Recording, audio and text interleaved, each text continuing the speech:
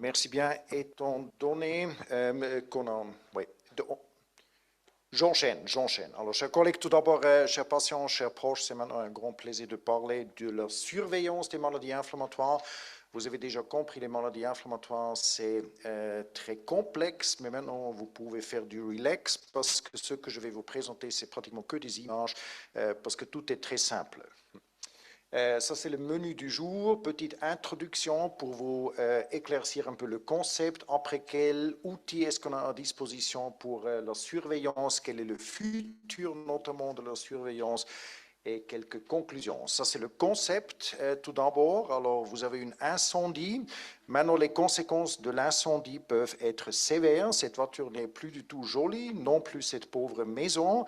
Et alors, pour lutter contre l'incendie, vous avez tout d'abord besoin d'un détecteur du feu. Après, vous avez besoin des sapeurs-pompiers qui vont faire l'intervention et naturellement, ils doivent maîtriser leur outil pour éteindre le feu. Et ce concept est exactement la même chose aussi pour les patients atteints des maladies inflammatoires. On a déjà entendu, les symptômes peuvent être multiples, très débilitantes. L'activité inflammatoire, quand elle continue, est également associée à des complications comme ici des sténoses, qui vont augmenter le risque naturellement pour les résections intestinales avec diminution de la surface d'absorption et également à long terme, il y a un risque de cancer élevé. Alors vous avez tout intérêt de bien contrôler l'inflammation et pour ça vous avez besoin d'une gastroentérologue qui maîtrise les différents outils de surveillance et qui est capable, par différents moyens, de vous réduire l'inflammation dans votre tube digestif. Et ça, c'est toujours le but ultime. Nous voulons avoir des patients contents. Maintenant, quels sont les différents outils qu'on a à disposition? Avant de parler ça, je voulais juste vous donner ce concept ici de l'iceberg. Et je pense, si vous devez retenir quelque chose de ma présentation, c'est de se souvenir de cet iceberg. Et qu'est-ce que ça veut dire? L'absence des symptômes, malheureusement, ça ne veut pas dire qu'il y a également une absence de l'inflammation au niveau endoscopique ou si vous faites maintenant une prise de sang et vous cherchez dans les différents biomarqueurs. Et je pense que ça, c'est l'information clé. Maintenant, imaginez-vous que vous êtes invité par votre gastroentérologue tous les 4 à 6 semaines pour une nouvelle endoscopie. La relation va être difficile et c'est exactement pour cela qu'il faut explorer d'autres outils qui vous montrent quelle est l'inflammation à l'intérieur sans perturber, disons comme ça, la vie des patients trop, avec trop d'endoscopie. Alors la définition d'une surveillance, c'est vraiment de faire des tests répétitivement afin de s'assurer de changement de l'état inflammatoire dans un patient qui a par conséquent soit l'introduction d'un traitement particulier ou un changement d'un traitement. Au fil du temps, vous voyez que les buts thérapeutiques ont vraiment changé lors des 30 dernières années. Environ 2000 ou 1990, on était tout à fait content quand les patients disaient « Ah, j'ai pas de symptômes, pas de maux de ventre, pas de diarrhée ».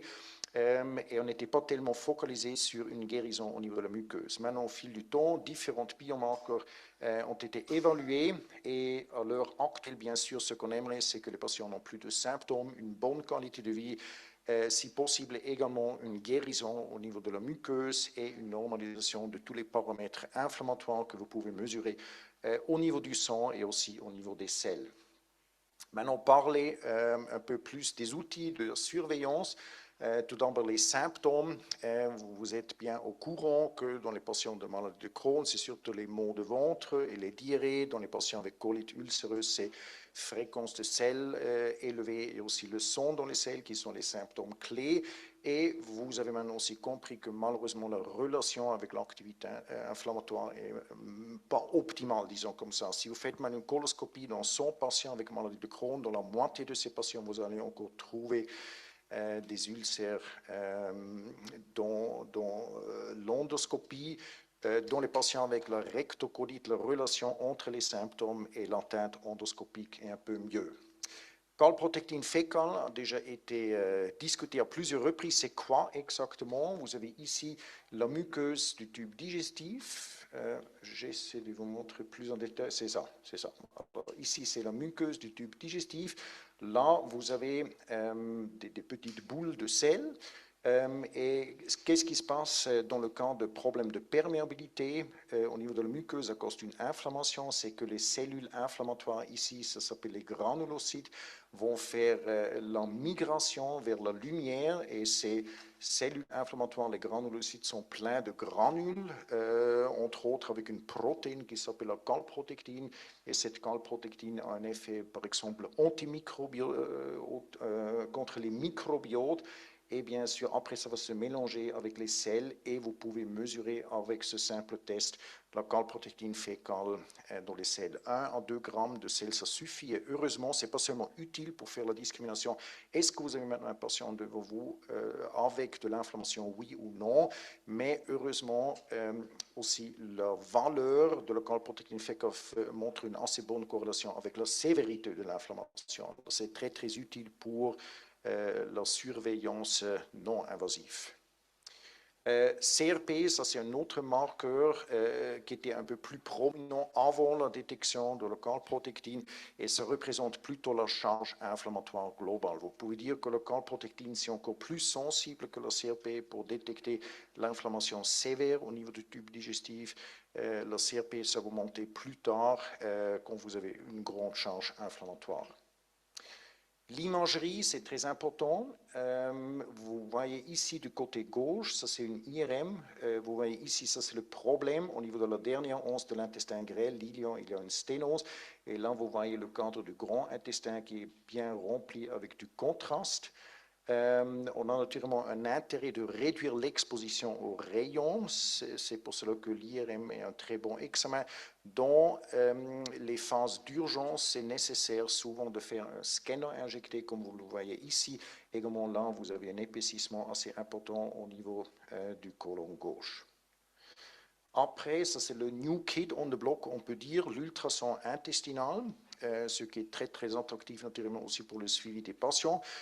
Parce que l'ultrason, tout d'abord, c'est relativement vite fait, facile à apprendre. Ça expose les patients pas aux rayons et ça apporte des résultats assez fiables. Maintenant, qu'est-ce qu'on va voir dans les patients avec les maladies inflammatoires? On peut mesurer relativement facilement l'épaisseur si la souris veut jouer le jeu. Je pourrais vous montrer, alors ici à côté gauche, il y a l'intestin. Ah, maintenant ça arrive avec la première partie de la paroi. Ici, ça c'est les selles, ça c'est la deuxième partie de la paroi. Il y a toujours ces trois différentes couches et en cas d'inflammation, vous voyez un net épaississement au niveau de la paroi. Et ça, c'est quelque chose que vous pouvez assez facilement mesurer parce que les valeurs de norme au niveau de l'ultrason, ça c'est jusqu'à environ 3 mm et quand c'est clairement épaissi, là, vous pouvez être assez sécure qu'il s'agit d'une inflammation. Il y a aussi la possibilité de mesurer la perfusion, toujours quand il y a de l'inflammation, une perfusion de luxe. Et ça vous aide également à détecter les régions inflammatoires par le simple moyen de l'ultrason. Prenons par exemple maintenant un patient atteint d'une colite ulcéreuse. C'est très simple de déterminer juste avec l'ultrason quelle est l'extension maintenant de la maladie. Et ainsi, vous pouvez utiliser cette information pour la recommandation concernant les médicaments. Est-ce que vous devez maintenant, par exemple, pour les mésalazines, utiliser des mésalazines par la bouche ou est-ce qu'un traitement local suffit? Après, pour l'intestin grêle, vous êtes au courant qu'entre l'estomac et le grand intestin, il y a 4 à 5 mètres d'intestin grêle. Il n'y a pas d'endoscopes qui sont tellement longs. Alors, pour l'examen de l'intestin grêle, il y a la vidéocapsule de l'intestin grêle qu'on peut avaler. Cette capsule mesure environ 2 cm de longueur. Il contient une batterie, mais aussi plusieurs lumières pour l'illumination de l'intérieur de l'intestin grêle. Et cette capsule transmet après les images à un capteur externe. Le passage par l'intestin grêle, ça dure environ 4 heures et ça vous permet d'identifier également une atteinte de l'intestin grêle. Après, il y a la coloscopie que vous connaissez bien et je dirais les outils non invasifs comme par exemple l'ultrason, calprotectin fécalose et CRP ont vraiment pu aider à diminuer le nombre d'examens par voie endoscopique. Je pense là, on a vraiment gagné pour le confort des patients. Après, la vitesse est importante. Pourquoi est-ce que je vous montre ça? Ça, c'est quelque chose d'important parce qu'il y a une liste très, très utile où vous avez différents médicaments et on sait de la littérature quel est environ le délai dans lequel vous allez atteindre une réponse clinique, une rémission clinique, une normalisation de la CRP, une normalisation de la calprotectine fécale ou aussi une guérison de la muqueuse. Et ça, c'est relativement utile aussi pour la planification des différents outils de surveillance. Par exemple, si vous voulez savoir est-ce qu'il y a une guérison de la muqueuse après introduction de l'anti-TNF, ça ne vaut pas la peine déjà de faire une endoscopie 3 à 4 semaines après. Mais ça, c'est quelque chose que vous pouvez juger, par exemple, après 4 à 6 mois. Futur de la surveillance, il y a beaucoup de recherches, notamment sur l'intelligence artificielle et notamment aussi ces smartwatches. Ça, c'est quelque chose de assez intéressant dans le sens que il y a déjà des données qui ont évalué qu'est-ce qui se passe quand les patients sont en train de reflamber, entre guillemets, alors quand la poussée inflammatoire s'adresse. Ils font, par exemple, moins de pas sur 24 heures et aussi la fréquence respiratoire est élevée. Et aussi, par la mesure de ces simples paramètres vitaux, on a aussi déjà des informations qui peuvent, dans un stade très précoce, aider à reconnaître relativement vite l'état inflammatoire. Les conclusions, c'est, s'il vous plaît, retenez ce phénomène de iceberg. Malheureusement, l'absence de symptômes, ça ne veut pas forcément dire qu'on a également une absence de l'inflammation au niveau endoscopique, au niveau de biomarqueurs.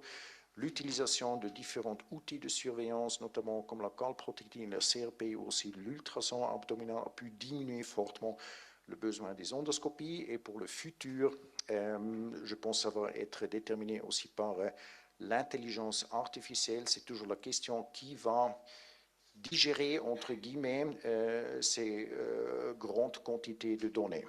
Mais je pense là, ce serait vraiment en approche très interdisciplinaire avec vous. Je vous remercie de votre attention et je suis content de pouvoir discuter de vos questions.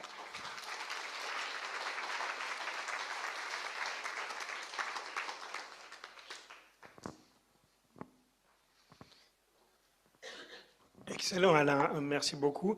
Je trouve assez vraiment intéressant ce futur qui va venir et notamment l'utilisation qui se fait déjà des smartwatches avec tous ces paramètres. Est-ce que tu penses que c'est quelque chose qui va arriver bientôt? Est-ce que tu penses qu'il y aura des montres spéciales Mickey? Alors, il y a des montres, mais c'est des modèles standards alors, qui mesurent différents paramètres. Il y a des développements quand même assez intéressants. Il y a aussi des capteurs, par exemple, qui permettent sur la peau de mesurer la CRP et même la calprotectine fécale dans le sueur. Alors, ces développements sont assez intéressants.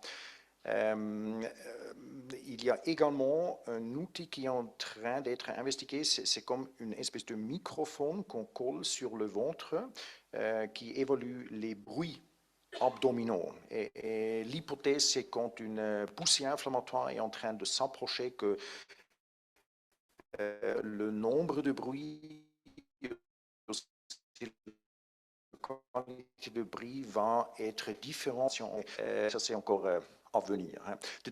Disons, la grande question pour moi, c'est un peu déjà du côté légal qui va digérer toutes ces différentes informations. On est déjà un peu suffisamment occupé avec le travail clinique après les emails, les téléphones. Et là, il faudra trouver un bon accord avec le patient. Alors, comment réagir à ces informations? Est-ce que tu as une opinion particulière sur ce sujet aussi? Du côté juridique, qu'est-ce qu'on fait avec ces données? Ben, ça va poser déjà maintenant un gros problème parce que la plupart de ces montres sont connectées dans le cloud à des sites qui sont propriétaires de ces différentes compagnies, que ce soit Apple, Garmin ou autres. Et déjà maintenant, on n'est plus en possession de ces données. Déjà, les patients qui portent ces montres ne se rendent pas compte, mais en fait, ces données sont déjà utilisées par d'autres gens à l'extérieur. Donc, ça va être un grand problème de définir, à partir du moment où on dira, avec votre montre tout à fait standard, on peut savoir si vous avez une maladie et dans quel état, c'est une intrusion majeure dans votre dossier médical. Et je ne suis pas sûr qu'on a déjà maintenant les moyens de bloquer ça. Donc ça va être un truc assez compliqué. Mais on va y passer toute la soirée, donc on ne peut quand même pas aller trop là-dedans. Mais on va plutôt introduire la dernière speakerine de la journée. Merci encore. Donc la dernière à nous présenter ce soir, c'est Ginette Fotzing, qui est également dans notre centre de gastroentérologie, qui est déjà intervenue tout à l'heure, vous avez déjà entendu sa voix, et elle va nous présenter son sujet sur la vie avec les Mickey, un aspect qui paraît qui est très important sur le long terme. Merci Ginette.